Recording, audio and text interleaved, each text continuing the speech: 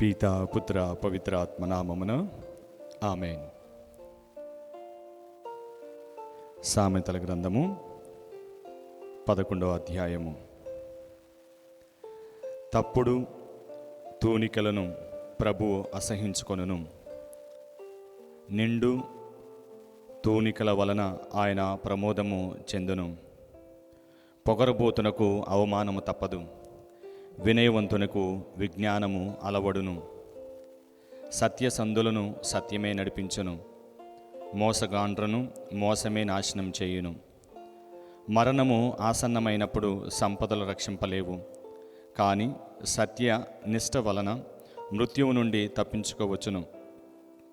సజ్జనుని ధర్మనిష్ట అతని మార్గమును సుగమము చేయును, కానీ దుష్టుడు తన దౌష్ట్యము వలననే కూలిపోవును. సత్పురుషుణ్ణి సచ్చలితమతుడిని ఆపదల నుండి కాపాడును, కానీ మోసగాడు తన దురాలోచనల వలననే బంధితుడు అగును.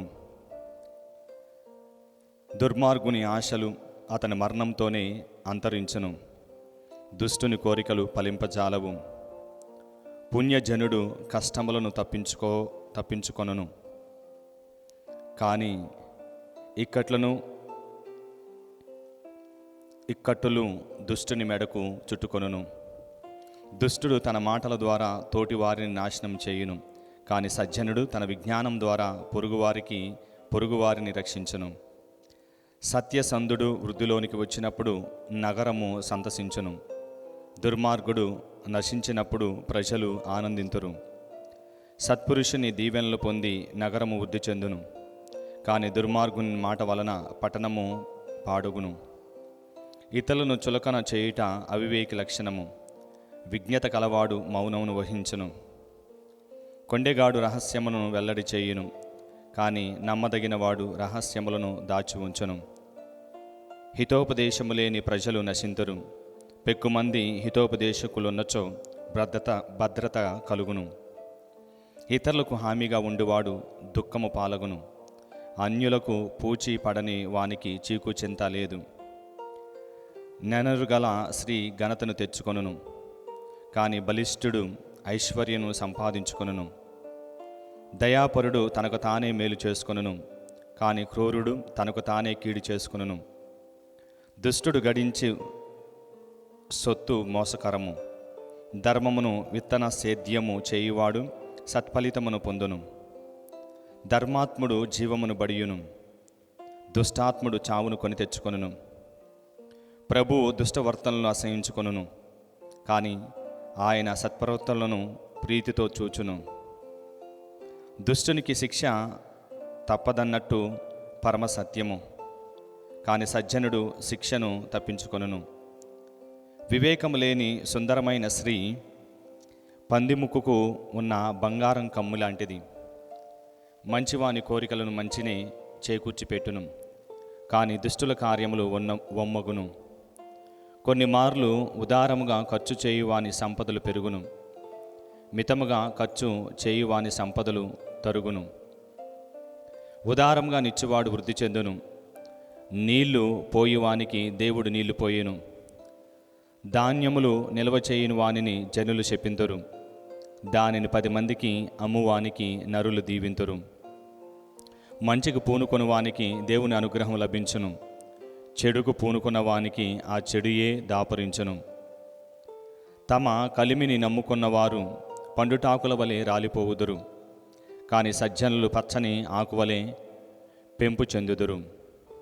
దుబారా ఖర్చులతో సంసారమును నాశనము చేసుకున్న వానికి ఏమీ మిగలదు. అవివేకికి జ్ఞానికి దాసుడు అగును. ధర్మవర్తము అను ఫలము నుండి జీవవృక్షము ఎదుగును, కానీ జ్ఞానం గలవారు ఇతరులను రక్షించుదురు. నీతిమంతులకు ఈ లోకమున్నే ప్రతిఫలం లభించును, దుష్టులు పాపకర్ములు మరి నిశ్చయముగా ప్రతిఫలము పొందుదురు గదా. 12వ అధ్యాయము. దిద్దుబాటుకు అంగీకరించువాడు విజ్ఞానమును అభిలషించును, మందలింపులను అంగీకరింపనివాడు మూర్ఖుడు.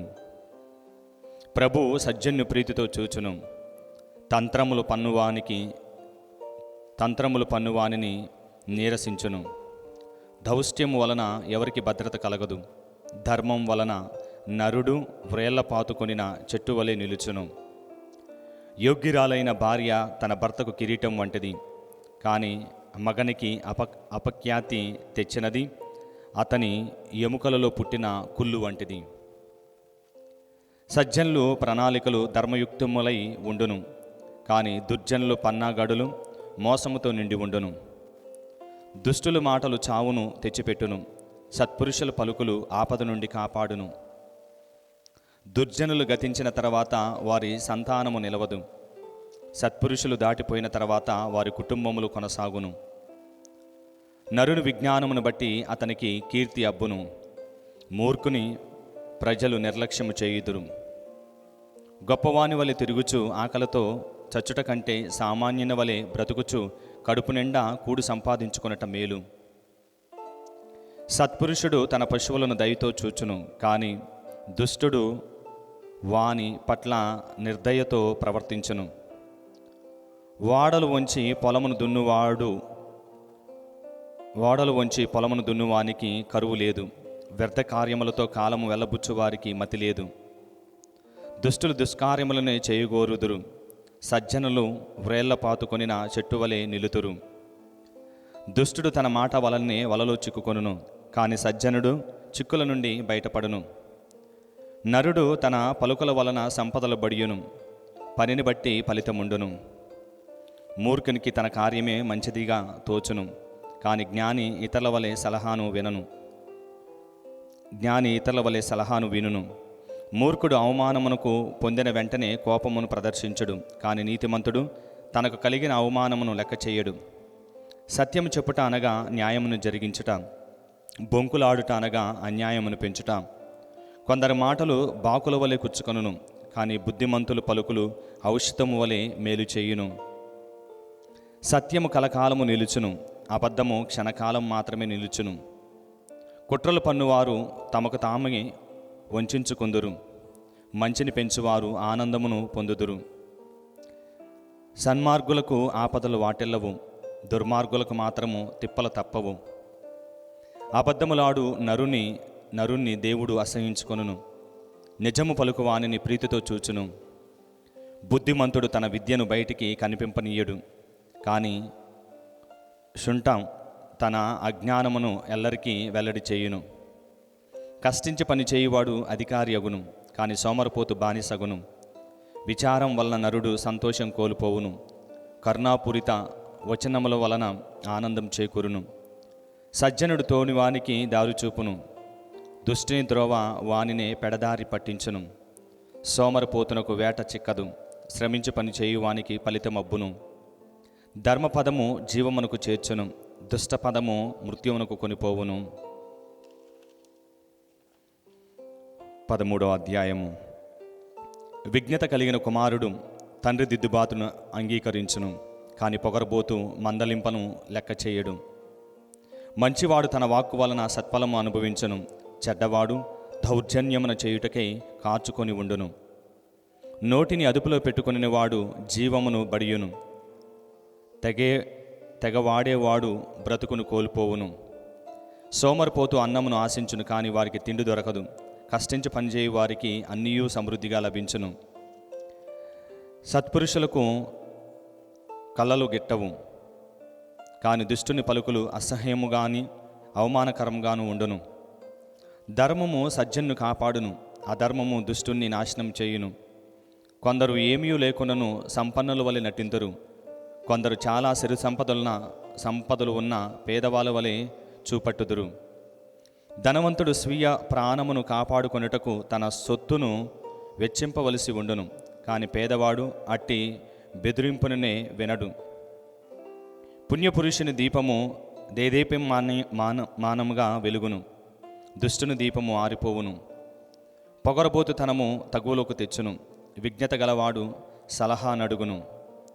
సులువుగా సొమ్ము చేసుకునేవాడు త్వరగానే పోగొట్టుకొనును, కష్టించి డబ్బు చేకూరువాడు అధికముగా కూడబెట్టుకొనును. కోరిక భగ్నమైనప్పుడు హృదయము కుంగిపోవును, కోరిక సిద్ధించినప్పుడు జీవవృక్షము ఫలించినట్లగును. ఉపదేశమును చిన్నచూపు చూచువాడు స్వీయ నాశనమును తెచ్చుకొనును, దానిని పాటించువాడు భద్రంగా మన్నును. జ్ఞానులు ఉపదేశములను జీవమొసగు జలధార వంటిది. వారి బోధలు మనలను మృత్యుపాశము నుండి రక్షించును. విజ్ఞత మన్ననబడియును. విశ్వాసనీయత వినాశనమును తెచ్చును. విశ్వాసహీనత వినాశనమును తెచ్చును. విజ్ఞుడు ఆలోచనలతో పనిచేయును. మూర్ఖుడు తన అజ్ఞానములు ఎల్లరికీ ప్రదర్శించును. నమ్మకూడని రాయబారి వలన కీడులు వాటిల్లును, కానీ విశ్వసనీయుడైన దూత మేలును చేకూర్చిపెట్టును. దిద్దుబాటును వల్లని వానికి పేదరికము అవమానమును ప్రాప్తించును. మందలింపును పాటించు వారికి గౌరవము చేకూర్చును.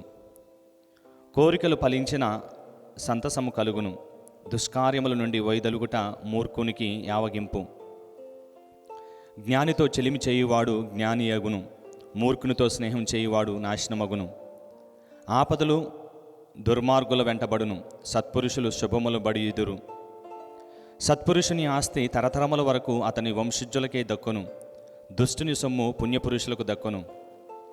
సేద్యం చేయని భూములలో పేదలు పంట పండించుకోవచ్చును, కానీ అన్యాయపరులు ఆ పొలమును సాగు చేయనియరు.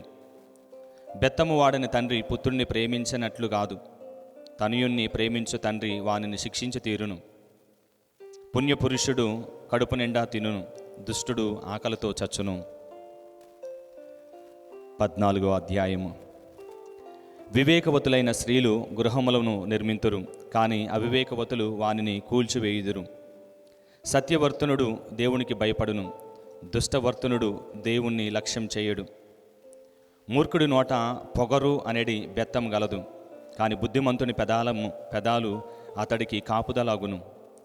ఎడ్లు దున్నినచో గాదెలు నిండును, బలము గల ఎడ్లు దున్నినచో పంటలు సమృద్ధిగా పండును. సత్యవది అయిన సాక్షి బొంకులాడడు, అబద్ధ సాక్షి నిరంతరము కల్లలే పలుకును. భక్తిహీననుకు జ్ఞానము అబ్బదు, వివేకునికి సులువుగా విజ్ఞానము అలవడును. మూర్ఖునికి దూరంగా ఉండుము, అతని నుండి నీవు విజ్ఞానమును అర్జింపజాలవు. తనేము చేయవలయనో తనకు తెలియుటలోనే విజ్ఞుని విజ్ఞత ఉన్నది, కానీ మూర్ఖుడు అజ్ఞానమును వానిని పెడదోవ పట్టించును. మూర్ఖుడు తప్పు చేసియు పశ్చాత్తాపపడడు, కానీ సత్పురుషుడు మన్నింపును పొందగోరును.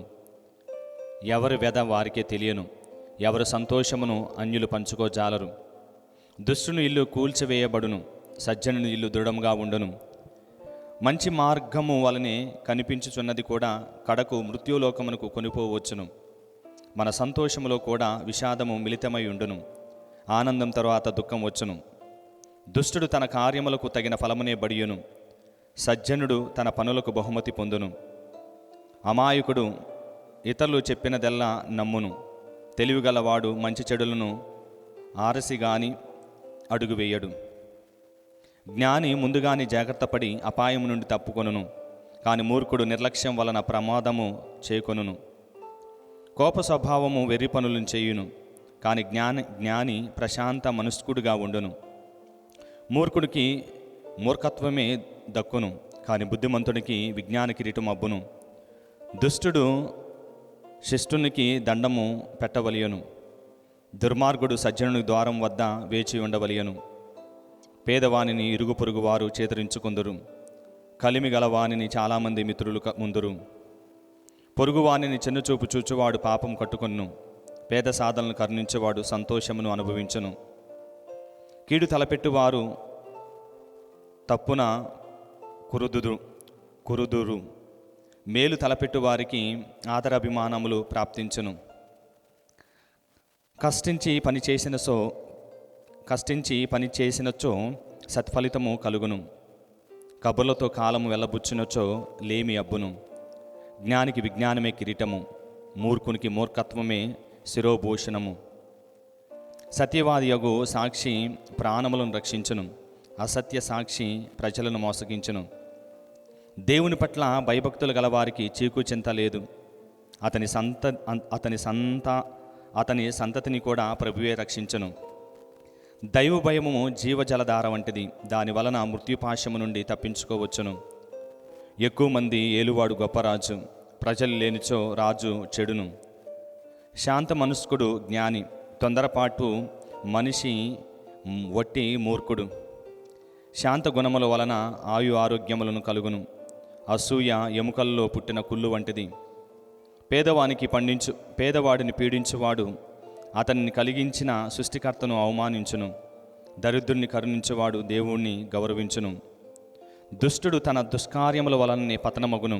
సజ్జనుడు అతని రుజువర్తనమే రక్షించును. వివేక హృదయములో విజ్ఞానము నెలకొని ఉండును, కానీ మూడిని ఎదలో జ్ఞానము నిలవదు. ధర్మం వలన ప్రజలు వృద్ధి చెందుదురు, అధర్మం వలన అపకీర్తి తెచ్చుకుందురు. సమర్థుడైన సేవకుడు రాజు మన్నన పొందును, కానీ అసమర్థుడు ప్రభు శిక్షకు గురియగును. 15వ అధ్యాయము. మృదువుగా మాట్లాడినచో కోపము చల్లారును, ఘాటువుగా పలికినచో ఆగ్రహము హెచ్చును. విజ్ఞుడు జ్ఞానం పట్ల ఆకర్షణ కలిగినట్లుగా మాట్లాడును, కానీ